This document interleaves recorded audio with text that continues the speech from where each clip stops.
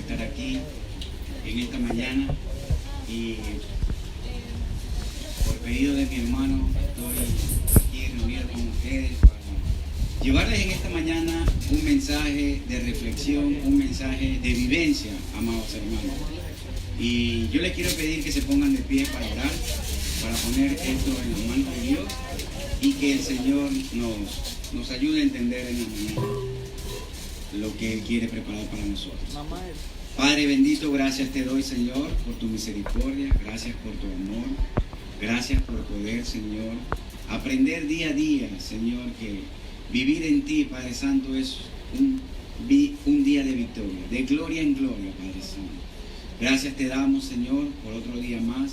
Te pido que en esta mañana seas tú, Señor, utilizando para que pueda yo, Señor, llegar a mis hermanos, que tu Santo Espíritu tome el control, que podamos abrir nuestras mentes, Señor, para que tu Santo Espíritu tome el control de ella y podamos, bendito Dios, a ti en esta mañana darte toda la gloria y la honra y, Señor, todo sea para el crecimiento de cada uno de nosotros, Señor. Tú conoces nuestros corazones, tú conoces nuestras vidas, Santo Padre. Tú sabes, Señor, hasta lo más íntimo de cada uno de nosotros, Señor.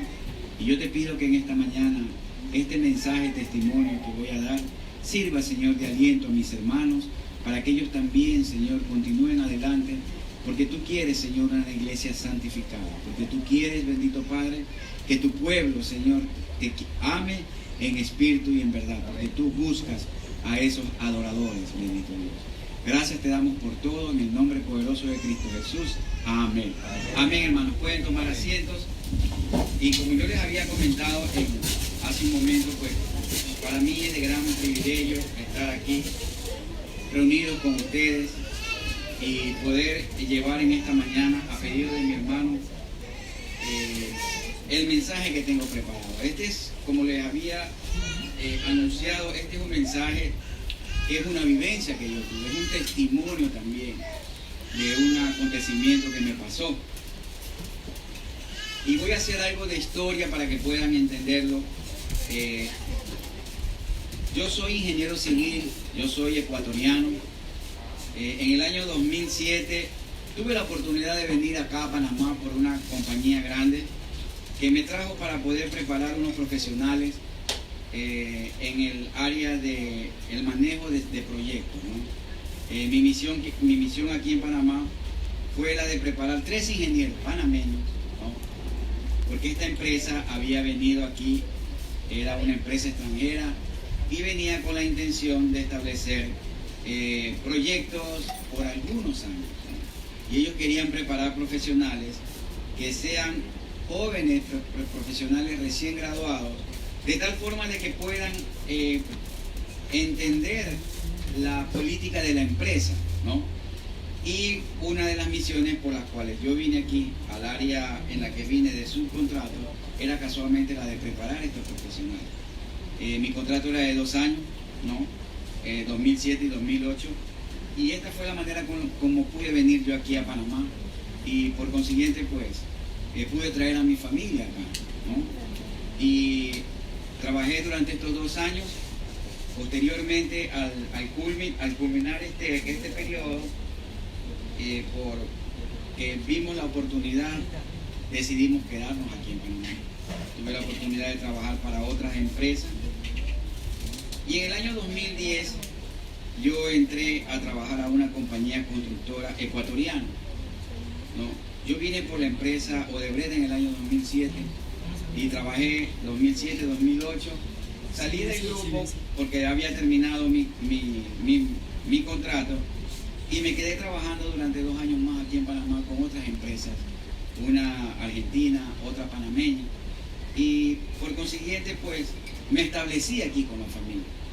En el año 2010 me llamaron para que gerenciara una compañía ecuatoriana que había venido en el 2007 para hacer ciertas labores dentro del proyecto, y yo manejé esta compañía desde el 2010 hasta el 2016. Esta compañía se fue. Lamentablemente, por esas circunstancias de la vida, ¿no? Ustedes conocen el problema que tuvo esta compañía Odebrecht con el tema fuimos, ¿no? Eso se hizo ya muy conocido. Y lógicamente dentro de las investigaciones sale que la compañía, no la que yo manejaba, sino que el dueño de todas esas empresas, porque eran 5 empresas, había cometido ciertas irregularidades en complicidad con la constructora Odebrecht. Él ya había tenido unos problemas en Ecuador, porque él era una empresa ecuatoriana muy grande y que tenía proyectos en Panamá, en Ecuador y en Perú. Él manejaba muchos proyectos. Era una persona que era un empresario exitoso en Ecuador y por consiguiente pues tenía una reputación de muchos años, de casi 30 años en el país. Y la empresa que yo manejé no tuvo ningún problema en tener los proyectos que teníamos y en ejecutar los proyectos que yo ejecuté. Lamentablemente, esta persona también tenía unas empresas offshore que no eran de Panamá, pero que recibían transferencias y a su vez él esas transferencias las hacía a otros sitios. ¿En dónde nace mi problema legal que yo tuve aquí? Y es en base de mi testimonio y enseñanza, de que yo cambié unos cheques que él me envió de gerencia y esos cheques que yo cambié habían sido de las compañías offshore de él, pero en esas compañías offshore habían venido esas transferencias de la caja 2 de Odebrecht. Entonces, pues lógicamente me vincularon a mí por ese manejo irregular que había, de la cual yo no tenía conocimiento porque yo no era el dueño de la empresa, solo empleado.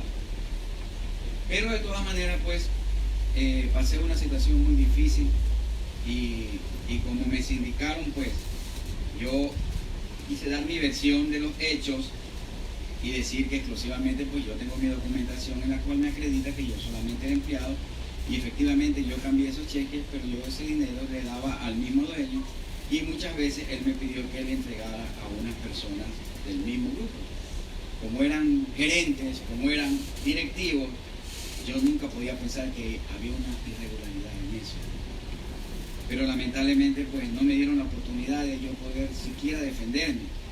A mí me sindicaron un día antes de que se cerrara el caso y cuando yo me presenté a la fiscalía para hacer mi descargo, ya el caso había sido cerrado por el tiempo y por consiguiente yo no podía hacer mi descargo porque no había fecha para eso. Y para el colmo del asunto, yo tenía una orden de detención.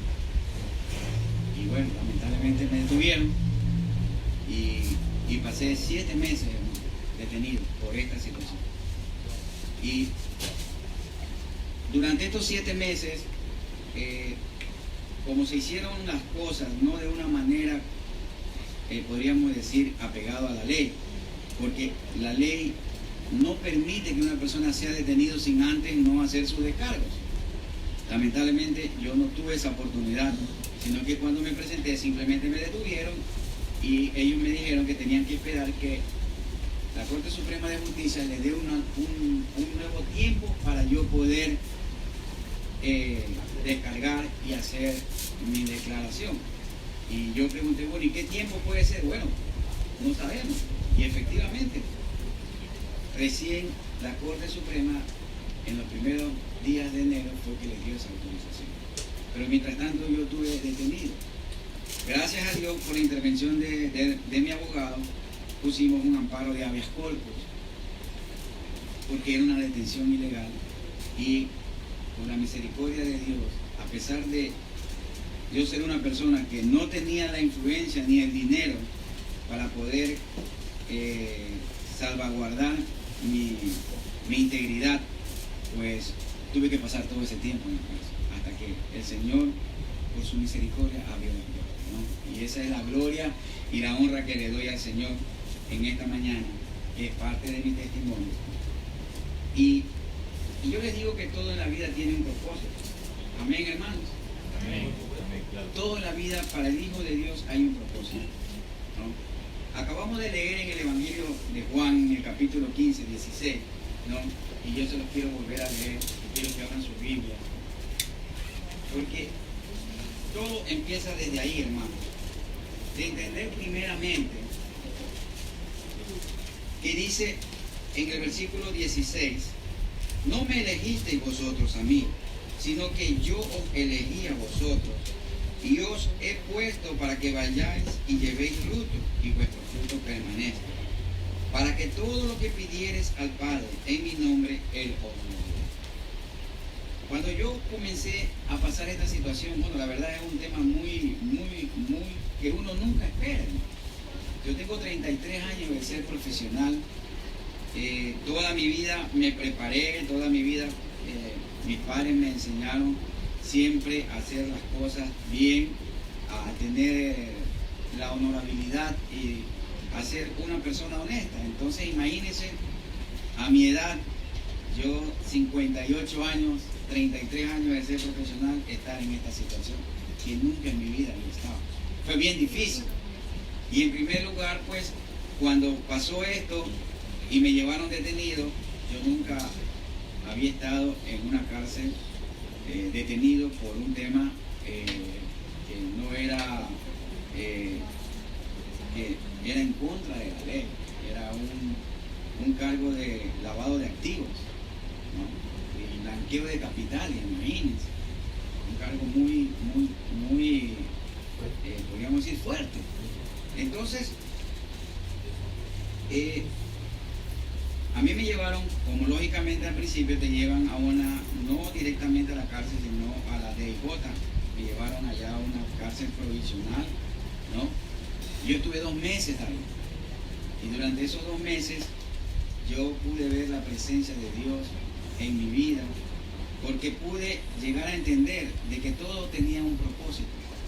Yo llegué a ese sitio y por la misericordia de Dios comencé a tener yo las oraciones que hacían todas las noches, porque verdaderamente, como nuestro pastor nos ha enseñado, que en la cárcel y en la guerra no hay ateos, todos buscan un Dios. Y cuando yo llegué, había un grupo, había una persona que él era del Islam, y había otra persona que hacía una oración. Entonces todas las noches hacía una oración. El del Islam tenía su libro, leía una porción del libro de ellos y hacía una oración. Y cuando yo llegué, pues había otra persona que hacía una oración nada más. Entonces yo le pedí a mi esposa que me llevara la Biblia, y al siguiente día, bueno, yo desde el primer momento me identifiqué como cristiano. Entonces al siguiente día me dijeron, bueno, ¿puedes tú hacer la oración? Y bueno, yo dije, perfecto, yo hago la oración. Y primero hizo la oración el amigo que era del Islam, y después hice la oración. Al tercer día, antes de hacer la oración, yo le dije, bueno, yo puedo hacer una reflexión, ¿no? Porque aquí estamos por una situación. Todos los que estamos aquí estamos por una situación. Y esta situación pues permite que reflexionemos día a día.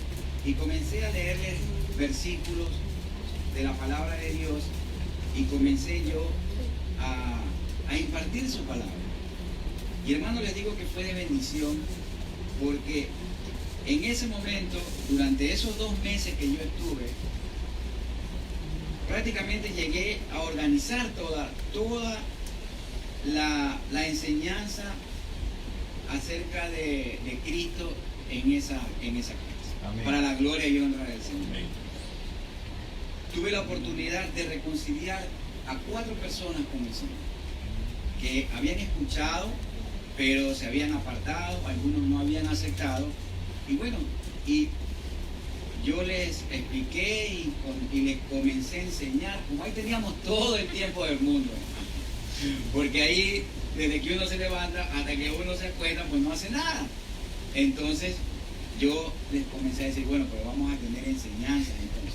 Y comencé a enseñarles la palabra de Dios, tomando como referencia el pueblo de Israel, porque el pueblo de Israel es una referencia de lo que puede ser la vida del individuo y del cristiano, amén.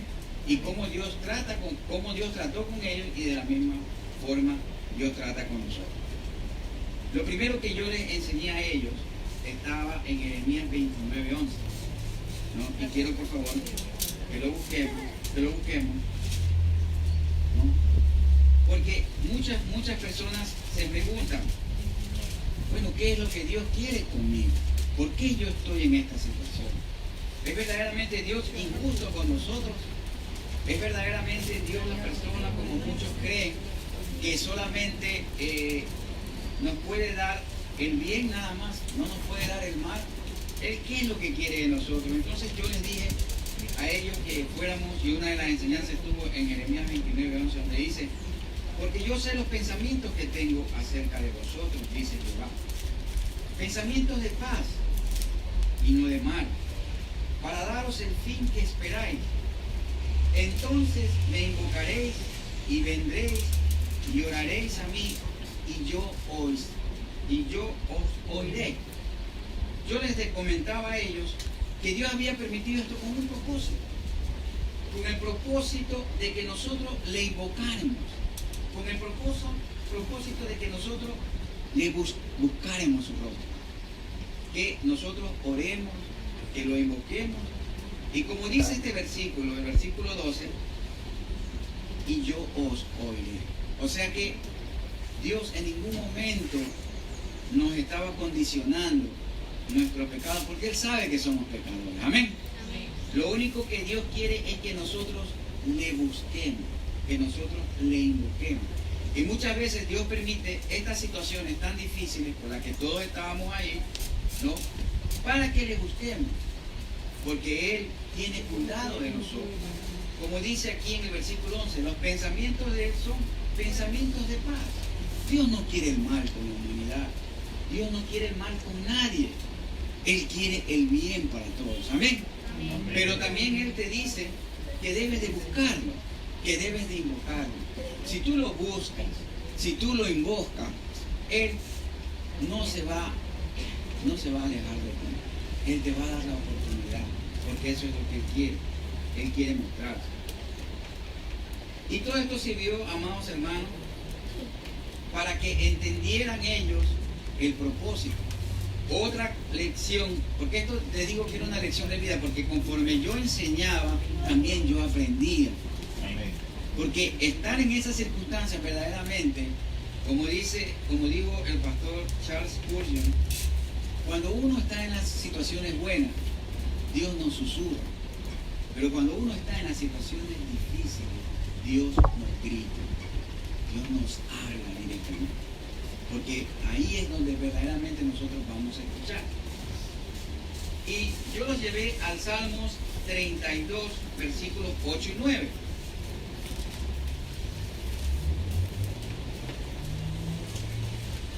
¿Por qué Dios muchas veces permite que nos pasen situaciones en nuestra vida? Y esta fue otro de los mensajes que yo les di. Que yo sé que en ese momento el Señor no solamente les estaba enseñando a ellos, sino que el Señor también me estaba dando una enseñanza a mí. Y dice así, en el versículo 8, te haré entender y te enseñaré el camino en que debes andar. Sobre ti fijaré mis ojos. Y eso es lo que Dios nos dice a cada uno de nosotros en esta mañana. A todos aquellos que hemos aceptado a Jesucristo como nuestro Salvador. Siempre el Señor tendrá el cuidado de hacernos entender y de enseñarnos el camino en que debemos andar. Amén, hermano. Amén. Él tiene fijados sus ojos sobre nosotros.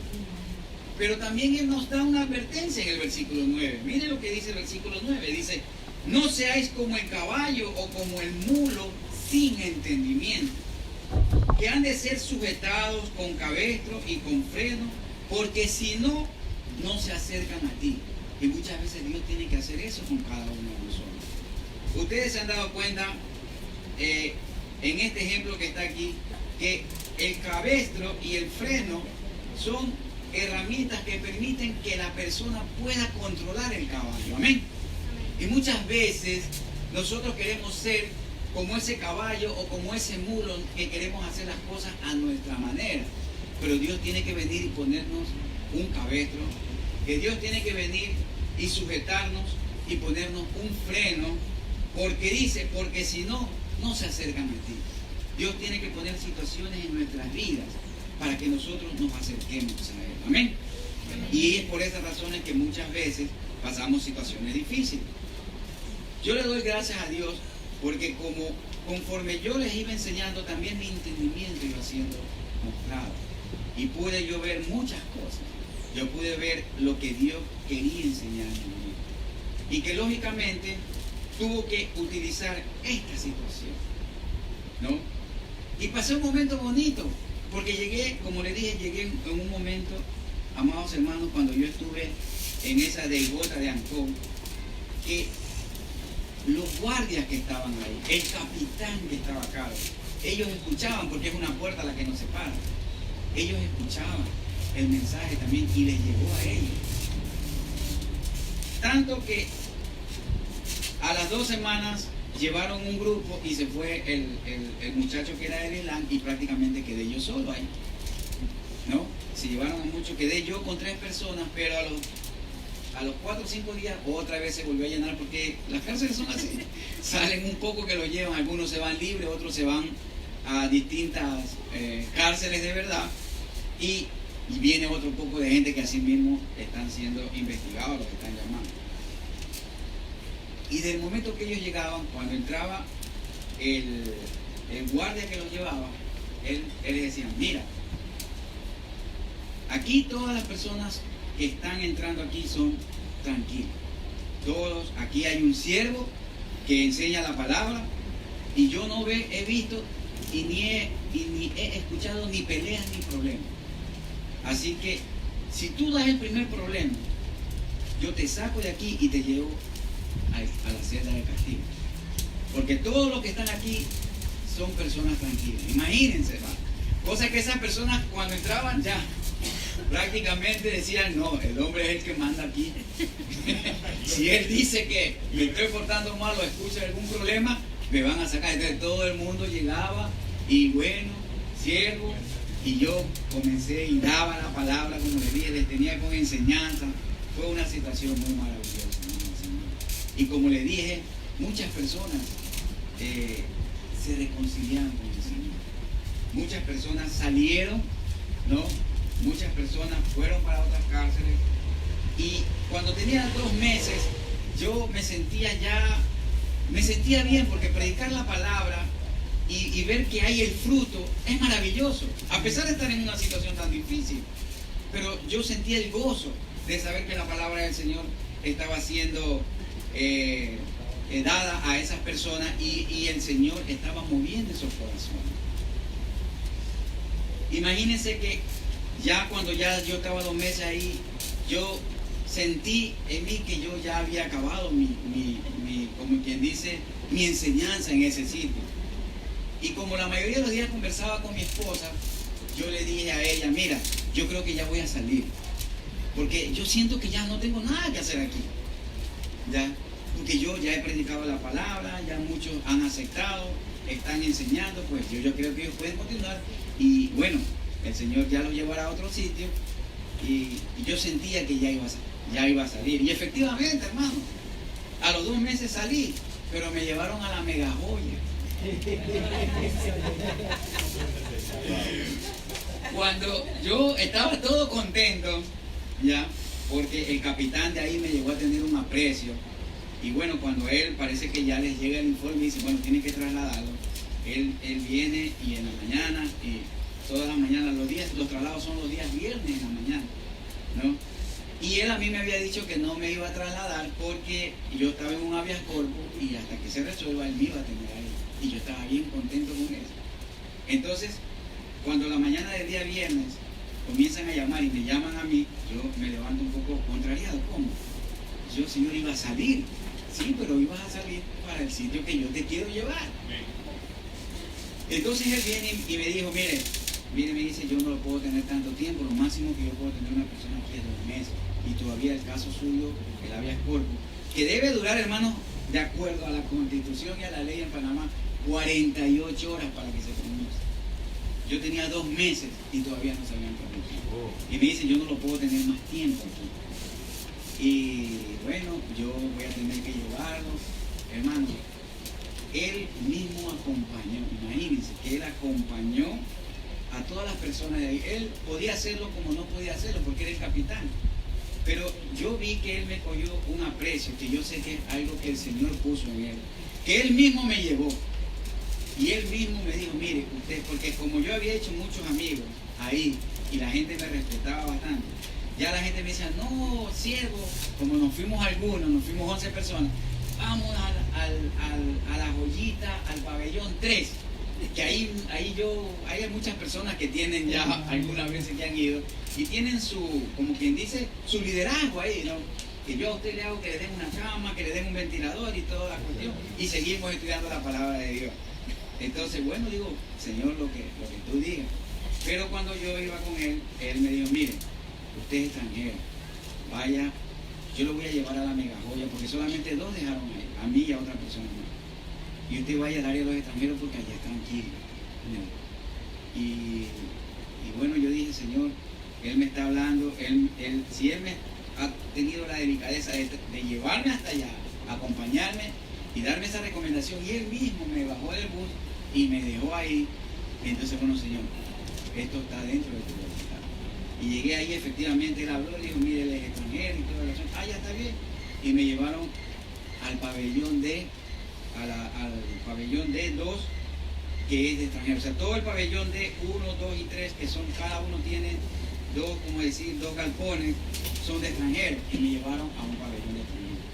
Y bueno, llegué efectivamente al sitio donde yo estaba, todos eran extranjeros. La mayoría, el 80% de estas, el 70% eran colombianos, hay un porcentaje alto de venezolanos, y ahí habíamos entre distintas otras nacionalidades. En la celda que me asignaron estaban 3 colombianos, un holandés y yo entré ahí. Bueno, y la verdad que al principio me sentí un poquito triste, ¿no? ¿Cómo otra vez empezar, Señor? Yo creía que ya salía y ahora estoy acá. Pero bueno, Señor, voy a hacer lo que dice tu palabra. Voy a seguir adelante y voy a seguir predicando tu palabra. Y efectivamente, amados hermanos, llegué yo ahí y pregunté yo, ahí en cada pabellón siempre hay una cédula de donde están los siervos. Y bueno, pregunté yo, mira, yo soy siervo. Entonces me dice, mira, la celda 11 es la celda de los siervos, pero ya están completos, ya estaban las 5 personas ahí. Pues bueno, no importa, dije yo, ¿no? Entonces hablé con el pastor que estaba a cargo ahí, le dije, mira, yo soy siervo. Y bueno, dice, está bien, hermano, aquí tenemos las reuniones de la iglesia los días martes y hacemos el culto los días domingos. Y los días sábados hacemos un culto todos los 6 pabellones, que son 3 de extranjeros y 3 de panameños, ¿no? Todos hacemos un solo culto los días sábados. Bueno, Señor, estoy aquí, comencé yo a servir, pero ahí había ya un pastor, entonces como lógicamente hay un pastor, yo tomé mi posición de siervo, y había un pastor que estaba a cargo ahí, y efectivamente pues este pastor estuvo algún tiempo ahí, ¿no? Y él poco a poco me comenzó a dar ciertas situaciones de la iglesia, que dirigiera oraciones. Después me dijo que comenzara a dirigir los días martes los estudios y seguí participando dentro de él. Y una de las satisfacciones tan grandes que me dio, que un día nos llevaron a un culto del día sábado que van toditos, e iba a haber unos bautizos, se iban a bautizar 40 internos. ¡Qué bendición! 40 internos se iban a bautizar, todos panameños, ¿no? Y nos habían invitado a nosotros del pabellón extranjero para que compartiéramos con ellos. Y bueno, y fuimos y estábamos ahí, y una de las satisfacciones que Dios me permitió ver es que ahí pude encontrar una de las personas que se habían reconciliado con el Señor, que estaba bautizándose. Y eso fue de gran gozo, hermano, de ver. Y vi a otro muchacho que también se había reconciliado con el Señor, que estaba asistiendo a la iglesia de ellos, que me lo encontré ahí. Y la verdad que eso fue algo tan maravilloso, de ver que Dios me permitió ver los frutos que yo había hecho cuando estaba en la DJ. Me permitió ver esos frutos ahí que se estaban bautizando, y el otro que estaba firme en las cosas del Señor.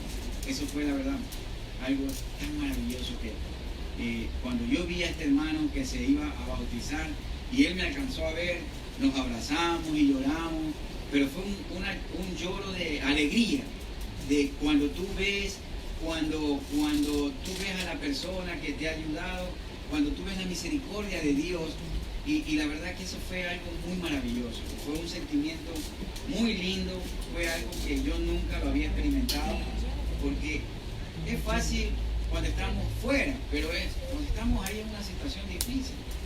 Entonces, durante todo el tiempo que estuve allá, pude ver la mano de Dios, amados hermanos. Y pasaron, eso fue, como les dije, a mí, yo estuve julio y agosto, el 30 de agosto me llevaron para allá. Pasaron septiembre, octubre, noviembre, hubo un seminario que se dio ahí, a las cuales yo tuve la oportunidad de asistir y aprender mucho. Y aprender mucho porque verdaderamente, pues, la palabra del Señor siempre es de enseñanza. Y cuando uno cree que lo ha aprendido todo, que lo sabe todo, hermano, se da cuenta que no sabe nada. Porque el Señor día a día nos enseña nuevas cosas. Amén. Entonces, yo ahí pude ver la misericordia de Dios. Y en la primera semana de diciembre, el pastor que estaba a cargo de ese pabellón lo transfirieron a otro pabellón. Y prácticamente me dejaron a mí a cargo de ese pabellón. Y bueno, llegó un momento que ya había pasado, como le dije, diciembre, ya habían pasado julio, agosto, septiembre, octubre, noviembre, ya tenía 6 meses yo detenido. Y yo dije, Señor, bueno, y un mes de diciembre es un mes bien difícil porque vienen las fiestas de Navidad, fiestas familiares.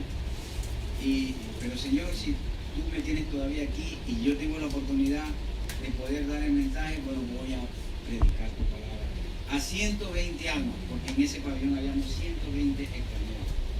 120 almas, de las cuales solamente 6 eran cristianos, que eran los 5 del pabellón, del 5 de la celda 11 y mi persona. El resto no eran cristianos.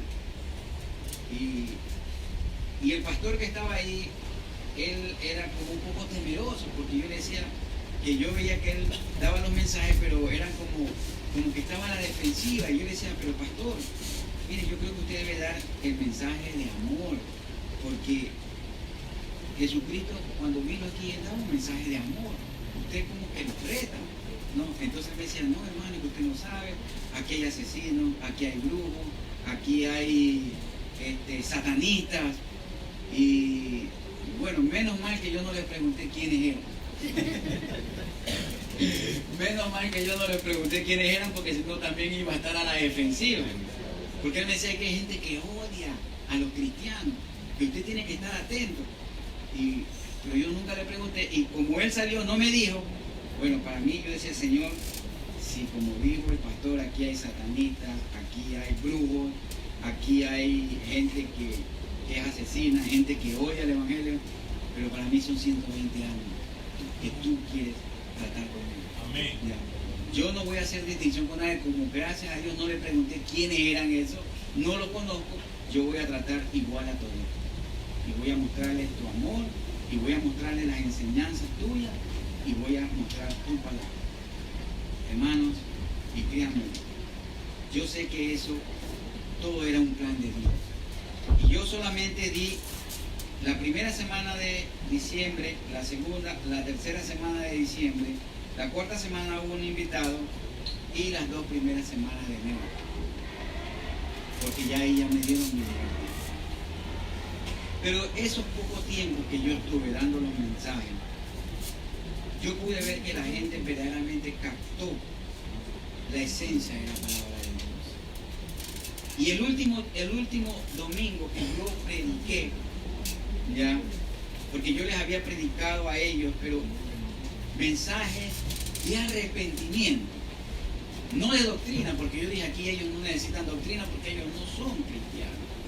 Y una de las fallas que tenía el pastor es que él había sido pastor porque él había llegado ahí y se había convertido ahí, y él tenía la misma metodología que tienen los pastores allá, que son exclusivamente de enseñanza. Pero yo dije, Señor, esta gente necesita esto. conocerte a ti y arrepentirse. Y empecé por ahí. Comencé desde el Génesis, el primer mensaje. Me hice yo, que yo no pensé que me iba a durar mucho, pero preparé para 4 mensajes, pero di 6 mensajes. Y en los 4 mensajes los fui guiando a ellos. Y me dio tanta satisfacción que yo sé que quedó sembrada esa semilla en esos 120 corazones. Todavía oro por ellos todos los días. Todavía sé que el Señor con muchos de ellos va a tratar. Y como yo les dije a ellos en el último mensaje, que yo no sabía que era el último mensaje, ya, porque yo salía la semana siguiente, como les dije, que Dios tiene un propósito en cada uno. Amén. Y que Dios tiene un llamado para cada uno de ellos. Y todo depende de ellos. Como yo les dije, miren, no me miren a mí, no miren a los otros hermanos, porque ustedes saben que la gente del mundo lo que mira son las imperfecciones. No, miren ustedes a Cristo. Yo les he explicado durante todo este tiempo cómo fue Jesucristo, cómo fue el mensaje de Jesucristo. Desde la Navidad que les di el mensaje cuando cuando Él nació, hasta cuando Él dijo que el templo iba a ser destruido. ¿Por qué? Porque el pueblo de Israel desechó el mensaje, que iban a ser esparcidos por todo el mundo y que iba a haber un momento en que los iba a recoger nuevamente, y que por esa razón teníamos oportunidad nosotros los gentiles, los que no somos judíos, de aceptar a su Hijo. Y como les dije, y esto es un trato de cada uno de ustedes.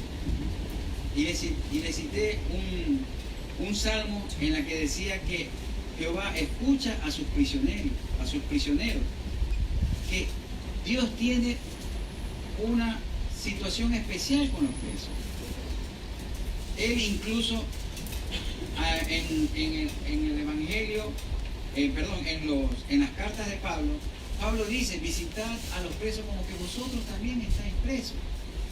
Y yo le doy gracias a los hermanos que me fueron a visitar allá, que había muchos que querían ir, pero yo les decía que no vayan, porque las visitas allá eran cada 15 días y solamente podían entrar 2 personas.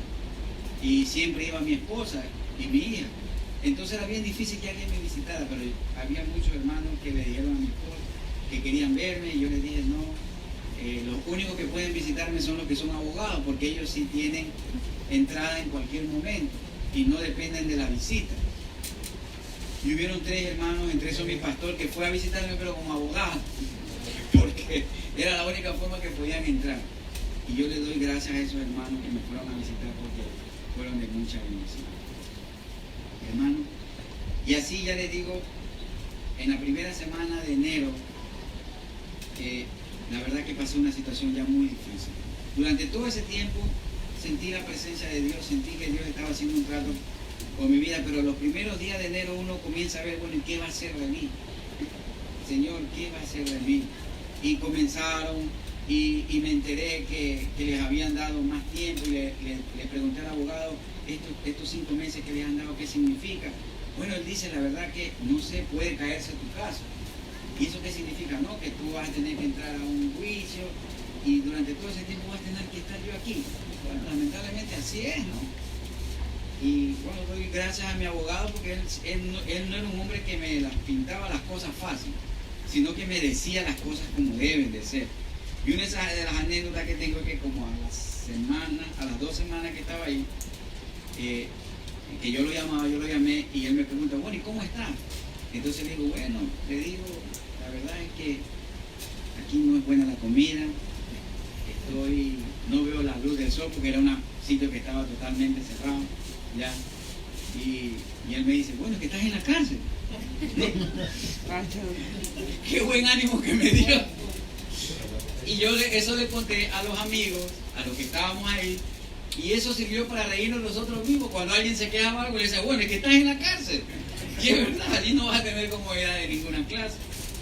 Entonces, cuando él me dijo eso, la verdad que sí me sentí, me comenzó a venir el temor, porque así mismo, como vemos la misericordia de Dios, también el enemigo no se queda tranquilo, y él de alguna manera quiere atemorizar. Entonces, yo, hermanos, fui al Salmo 69 porque estaba leyendo la palabra de Dios, Y algo que me consoló fue en el Salmo 69, ya, que justamente complementa lo que Juan 15:16 nos dice, que debemos amarlo a Él, porque Él nos va a responder. Y el Salmo 69 del versículo 1 hasta el versículo 4 dice lo siguiente: sálvame, oh Dios, porque las aguas han entrado hasta el alma. Estoy hundido en cieno profundo donde no puedo hacer pie. He venido a abismos de agua y la corriente me ha negado. Cansado estoy de llamar, mi garganta se ha enronquecido. Han desfallecido mis ojos esperando a mi Dios. Se han aumentado más que los cabellos de mi cabeza los que me aborrecen sin causa. Se han hecho poderosos mis enemigos, los que me destruyen sin tener por qué. Y he de pagar lo que no robé. Yo le decía, Señor, sálvame, porque el único que me puede salvar, yo sabía desde el primer momento que el único que podía sacarme de Él, de ahí era Él.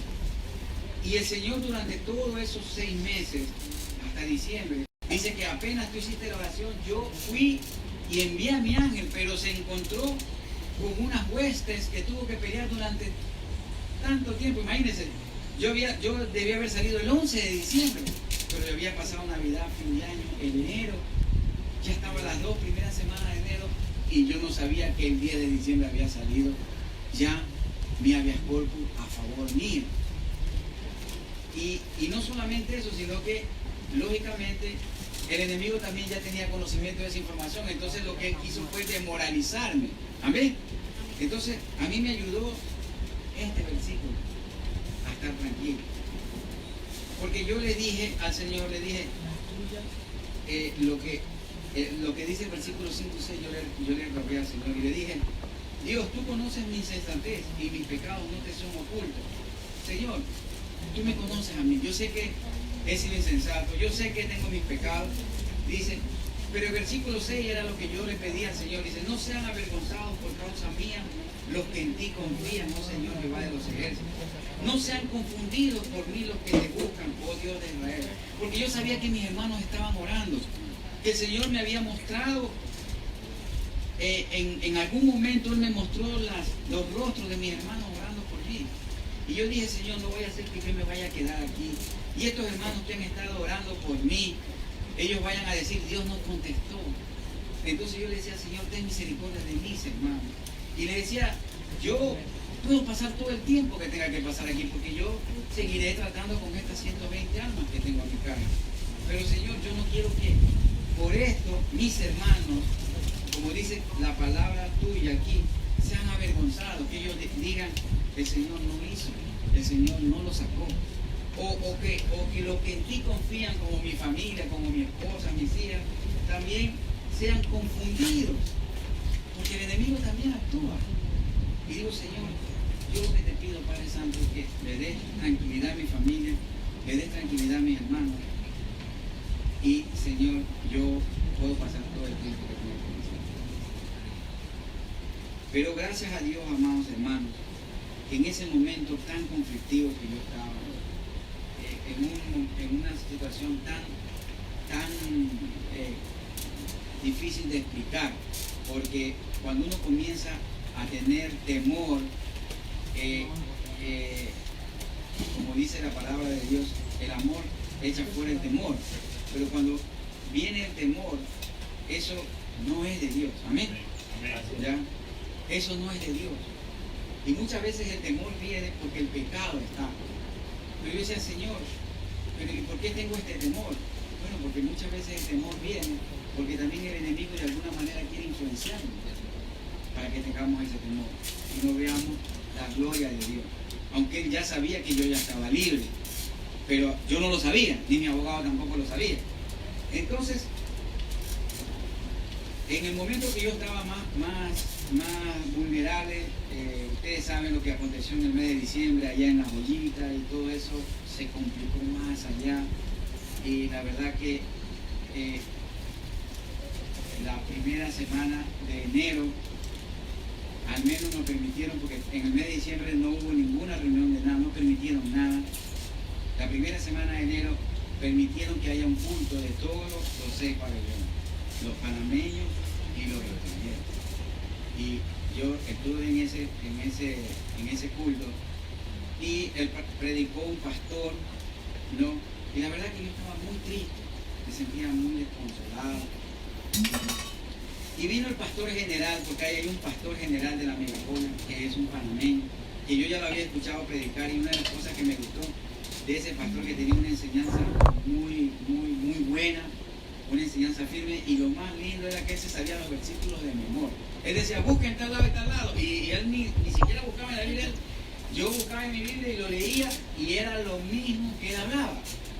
Y buscó como 7, 8 versículos, y dije, Dios mío, ¿cómo este hermano tiene esa memoria de poder aprenderse los versículos? ¿Ya? Y él llegó, y como había llegado, le dijeron, lo invitaron a él, al pastor César, porque se llama el pastor César.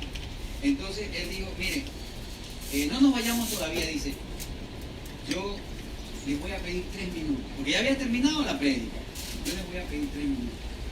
Mire, el Señor me ha puesto que hable de esto, me dice. No sé para quién va dirigido, así lo digo, hermano. No sé para quién va dirigido, pero el Señor me ha puesto que hable acerca de estas circunstancias, ¿no? Y nos llevó a Crónicas, ¿no? Y él me dice, vayan por favor a Crónicas. Voy a hacer rápido así mismo como él fue, porque él dijo, solo déme 3 minutos. Vayan por favor a Crónicas, al capítulo 20, segunda de Crónicas, capítulo 20, dice. Y en el versículo 2. ¿Ya? Y como antecedentes, yo les quiero decir que esto se trata del rey Josafat, ¿no? Un rey que había sido pues, un rey temeroso de Dios. Pero miren lo que le aconteció a Josafat, dice, y en el versículo 2 dice, y acudieron algunos y dieron aviso a Josafat diciendo, contra ti viene una gran multitud del otro lado del mar y de Siria, y aquí están en Hazezón Tamar, que es en Gali. Contra ti viene. Yo justo había hablado esta semana con mi abogado, y mi abogado me había dicho, bueno, mira, la cosa se va a ver difícil porque esto que está aquí es contra toda esa gente. Y el único que está detenido, es que hermano, el único que estaba detenido era yo. No había nadie más detenido. Entonces, ¿contra quién venían? Contra mí, contra ti viene. ¿Ya? Y él dijo que ese mensaje le habían mandado al rey Josafat, los amonitas, los moabitas, junto con los sirios, porque ellos habían decidido destruir a Judá. Ellos habían decidido, vamos a eliminarlos y vamos a matarlos a todititos y nos vamos a hacer dueños de esas tierras. Y nos vamos a ir con todas nuestras posesiones. O sea, como cuando uno dice, me voy a cambiar de casa. Voy llevando todas mis cosas porque los vamos a matar, como somos muchos, los vamos a destruir y nos vamos a posesionar de todo ese. Entonces ellos les mandaron a decir esta advertencia, que contra él iban y que iban a destruir todo Judá, todo el reino de Judá. Y lógicamente el rey tuvo miedo, porque es normal cuando tú ves un ejército tan grande que viene decidido y te manda a decir que contra ti viene, lógicamente él tuvo miedo y dicen que Josafat congregó al pueblo y le dijo, mire, vienen a destruirnos, vamos a orar, vamos a ayunar, vamos a ponernos en las manos de Dios, porque él tenía el temor de que eso se iba a cumplir. Y mientras ellos estaban, dice, y vamos a ir más adelante, hermanos, en el versículo 15, dice, y mientras ellos estaban en este tema de clamándole a Dios, dice que uno de los profetas, Jehová dice, y le voy a leer el 14, que dice, y estaba allí Jaasiel, hijo de Zacarías, hijo de Benaía, hijo de Jehiel, hijo de Matanías, levita de los hijos de Asaf, sobre el cual vino el Espíritu de Jehová en medio de la reunión. Y dijo, oíd Judá todos y vosotros moradores de Jerusalén, y tú, rey Josafat, Jehová os dice así, no temáis, ni os amedrentéis delante de esta multitud tan grande. Imagínense, si dice aquí que era una multitud tan grande, imagínense qué cantidad de ejército es. Porque no es vuestra la guerra, sino de Dios. Y en el versículo 17 dice, no habrá para qué peleéis vosotros en este caso. Paraos, dice, estad quietos y ved la salvación de Jehová con vosotros, oh Judá y Jerusalén. No temáis ni desmayéis, salid mañana contra ellos, porque Jehová estará con vosotros. ¿Y qué pasa? Que al siguiente día, cuando el rey Josafat iba con su pueblo a hacer encuentro de estos reyes, cuando el pueblo escuchó esto, sintió alegría. O sea, el Espíritu Santo mismo te da ese convencimiento de que Dios va a tomar control. Amén, hermano. Y dice que se sintieron alegres, porque claro, esa alegría no viene del mundo, esa alegría viene de Dios. Esa paz, esa tranquilidad viene de Dios. Entonces, ellos, ¿qué hicieron? Ellos comenzaron a entonar, dice en el versículo 22, y cuando comenzaron a entonar cantos de alabanza, imagínense, en ese momento que ellos estaban llorando y estaban suplicando por la salvación, y vino la palabra a través del profeta y les dijo que no se preocuparan, que esa guerra no era de ellos, esa guerra era de Jehová, y que estén parados, que Él iba a intervenir. Y ellos sintieron que verdaderamente era así. Y dice en el versículo 22, y cuando comenzaron a entonar cantos de alabanza, Jehová puso contra los hijos de Amón, de Moab, del monte de Seir, las emboscadas de ellos mismos que venían contra Judá, y se mataron los unos a los otros.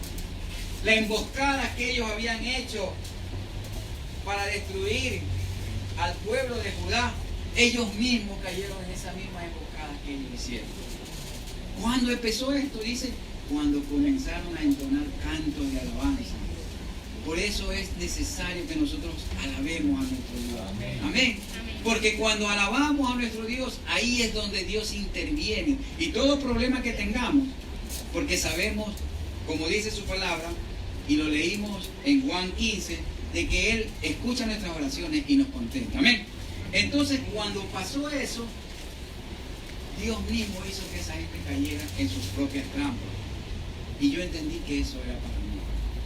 Y miren lo que dice en el versículo 25, ya para terminar, hermano. Dice, viniendo entonces Josafat y su pueblo, el 24 quiero leerlo anterior también. Y luego que vino Judá a la torre del desierto, miraron hacia la multitud y aquí yacían ellos en tierra muertos, pues ninguno había escapado. Imagínense, toda esa gran multitud muerta, ninguno de ellos había escapado y ninguno de los de Israel, de los de Judá, tuvo que pelear, porque Dios los liberó. Viniendo entonces Josafat y su pueblo a despojarlos, hallaron entre los cadáveres muchas riquezas, así vestidos como alhajas preciosas, que tomaron para sí tantos que no los podían llevar. 3 días estuvieron recogiendo el botín porque era mucho. ¡Wow! 3 días. Claro, es que ellos iban a cambiar con todo. Habían ido con toda su riqueza, con sus mejores trajes, con su ganado, con su oro, con su plata, porque ellos iban supuestamente a tomar ese reino. Pero todo eso quedó para los hijos de Judá. Ellos ni siquiera tuvieron que pelear. Ellos solamente fueron a recoger las riquezas de ese pueblo. Y cuando el pastor dijo eso, yo entendí y dije, Señor, gracias, eso es para mí.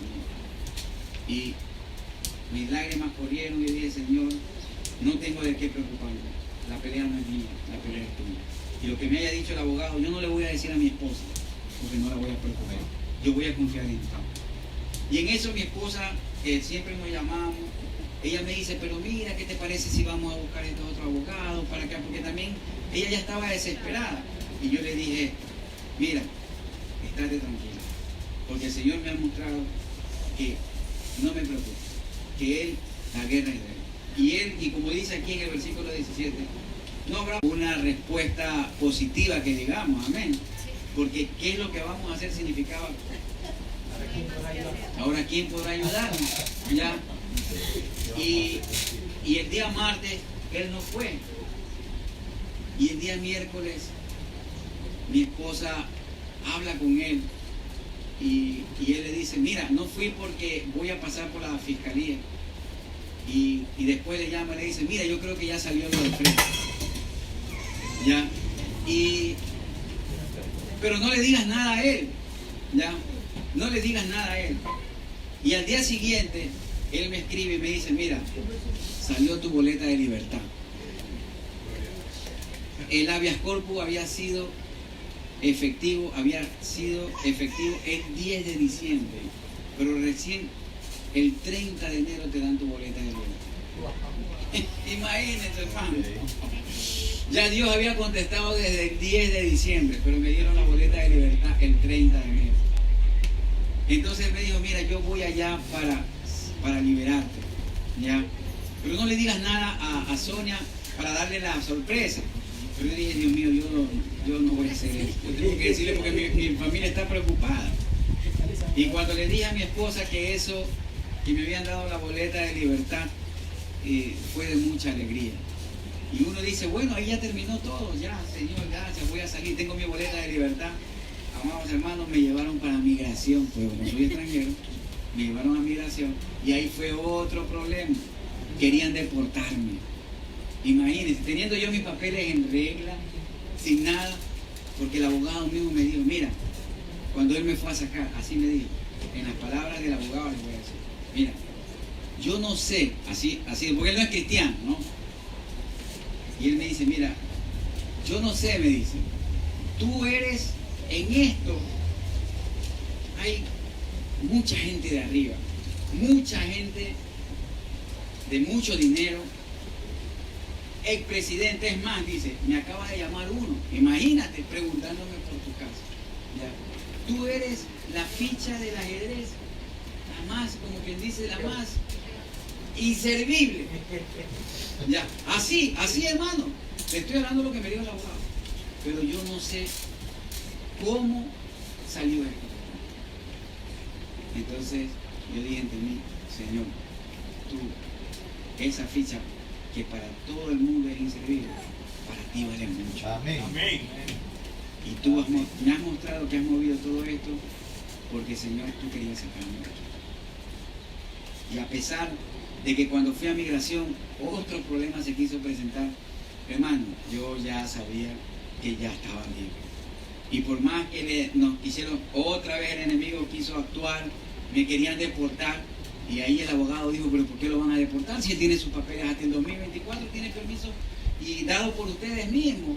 No, que necesitamos que nos den una... O sea, yo no sé qué quería pasar ahí, hermano.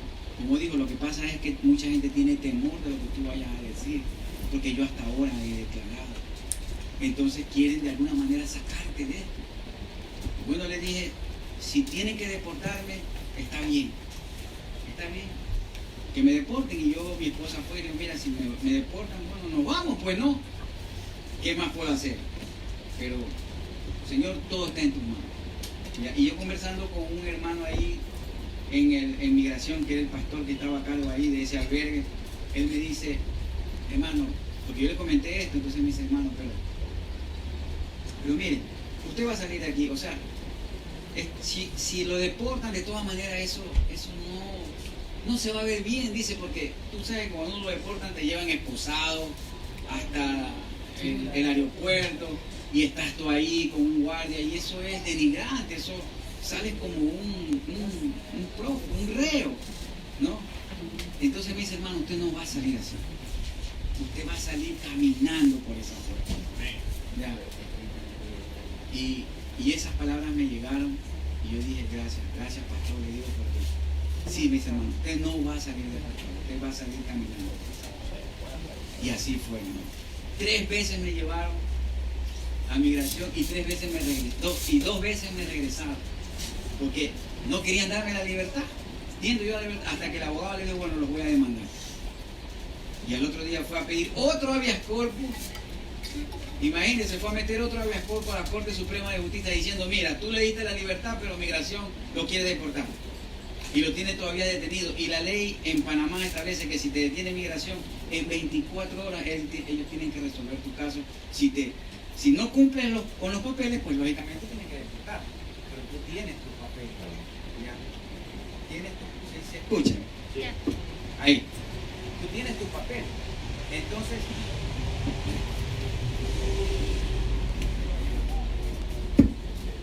Es el cable. El cable, Carlito. el cable.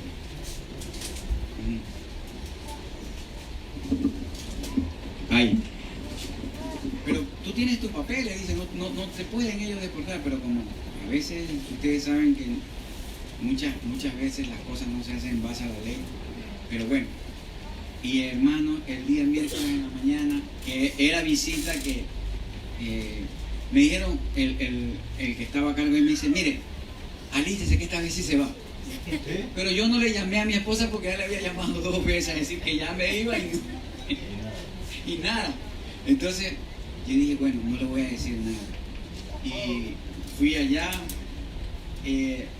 llegué y apenas yo llegué, hermano, yo no estaba ni entrando, me llamaron, firme aquí, tome sus papeles, usted se va libre, no tiene restricciones en ninguna clase, usted puede salir, puede viajar, lo que sea. Y salga, de una vez me sacaron a la calle. Y yo ya le había dicho, porque ellos me dieron un teléfono para llamar, yo le había dicho a ella y digo, mira, me van a dejar libre, vengan para que me recojan. Y ya cuando ella vino, yo ya estaba en la calle, ¿no? O sea, todo para la gloria y honra. Si el Señor en esta mañana lo que nos quiere enseñar, amados hermanos, es que no hay situación difícil por la que no podamos pasar. En el mundo tendréis aflicción y nos enseña el Señor. Pero confiad, yo he vencido al mundo. Y Él mostró en mí que Él, por mucho poder político, por mucho poder económico que haya, hay un poder superior que es mayor a todo lo que puede hacer. Y cuando Él abre la puerta, nadie la puede hacer. Amén. Todo para la gloria y honra del Señor, hermano. Que Dios les bendiga. Muchas gracias por haberme dado la oportunidad de darme este testimonio con el Señor.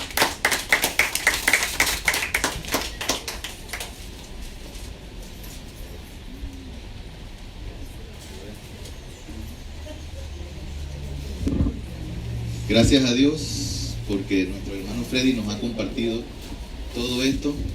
Muchas veces uso como referencia a Pablo, ¿no? Digo que ninguno de nosotros hemos pasado por tantas pruebas, así como pasó Pablo de haber sido apedreado hasta que pensaban que estaba muerto. Bueno, Freddy